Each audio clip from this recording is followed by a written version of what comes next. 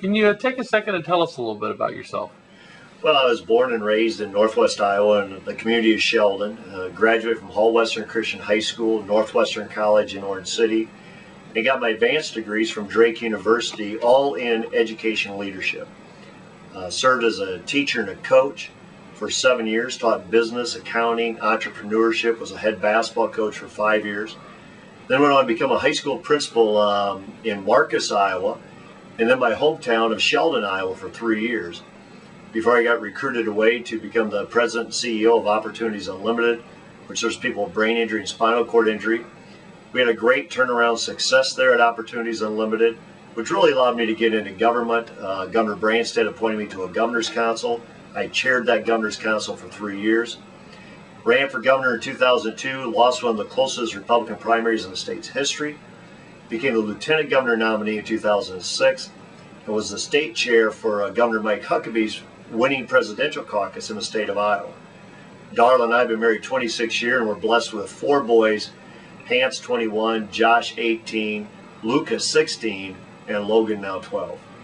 So why are you seeking the office of governor again? Well, I have a real passion for leadership for this state. And it's a passion that says I want to open up Iowa for business. I want to keep our most valued resource, our children, with an opportunity to stay in Iowa. And the way you do that is they need good jobs. You need to open up Iowa for business, because when you have a vibrant business economy, the ripple effect is dynamic. You have good schools, you have good health care, you have good human services, you have good amenities. So we need a good business climate. Being a CEO, it pains me that we're facing about $1 billion deficit. 13% of our allocated resources are coming from one-time money. I think we need a manager governor as a governor today, someone who's been a CEO as governor today, who knows how to use the finite resources that's available to us, target those resources for maximum impact. As I tell people, I'm a governor who wants limited government, but the government that we have, I want to perform exceptionally well. As a former educator, I want Iowa to lead not only the country again in education, but I want to lead the world in education.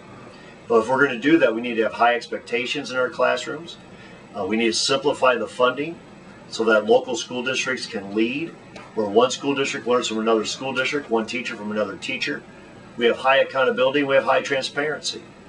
But it'd be a real honor to serve this state as their governor.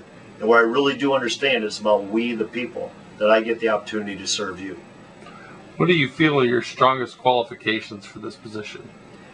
I'm a leader. I've been a chief executive. Right now I'm the only candidate in the field that's been a chief executive. I think people are embracing our campaign, and that's why we're leading the current polls by more than a 3-to-1 margin, because we've been very clear about what we're going to do. As a leader, I said on day one, I'm going to issue an executive order that holds the Supreme Court in check because they're driving a car without a license. They're legislating from the bench, they're executing from the bench, they're trying to amend the Constitution from the bench. And when I issue this executive order, it'll place a stay on their April 3 decision. It'll place a stay on same-sex marriages until the legislature either rectifies it in law, or unless the legislature throws it to the people of Iowa for a right to vote on the definition of marriage.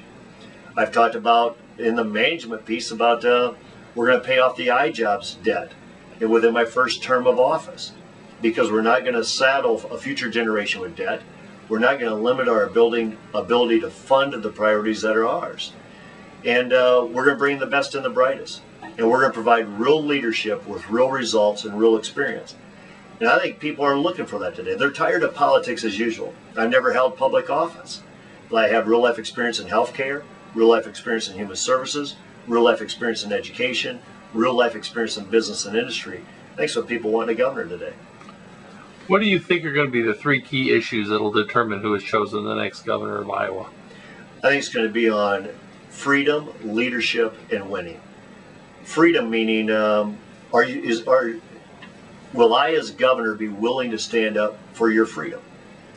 Because as the Supreme Court takes more and more authority, if we continue to let that happen, our kids will inherit tyranny versus liberty.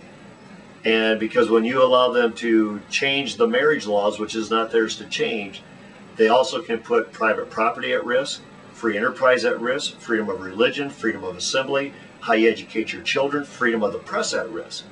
So one's going to be about freedom, but the other one's going to be about leadership.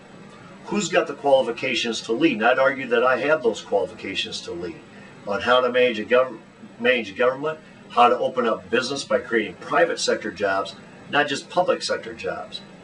But for Republicans, it's got to be about winning. If you don't win, you don't govern. I know that when I get the nomination, our base will be inspired. But beyond that, I'm going after Culver's base. I'm going after the educators, the healthcare professionals, the human service professionals, and just real, genuine Iowans who want leadership today and somebody with a proven track record. And I think that gives me the leg up on the competition.